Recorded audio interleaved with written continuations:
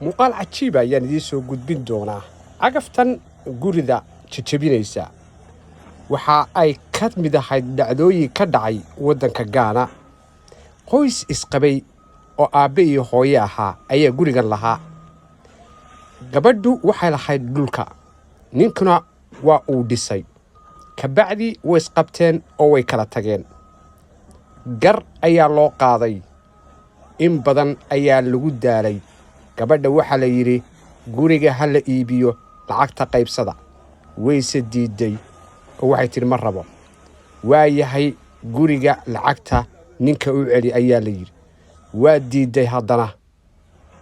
Guriga ha laydin kala qaybiyo oo ha la iibiyo, lacagtana qaybtaada qaado. Way diiday. Si kasta loo gel oo way geli weyday gabadhii. Waxa ay ku adkaysanaysaa inay dhulkeedii u baahan tahay. Waxaana lagu kalifay in markaasi guriga la dumiyo. Daqiiqada ugu dambaysa ayaad ninka wejigiisa arkaysaan oo gurigii duminaya si gabadhii loo raali geliyo oo loo siiyo dhulkeedii bannaana. Waxaana ku qasbanaaday ninkii inuu guriga damiyo. Waana ninka kan.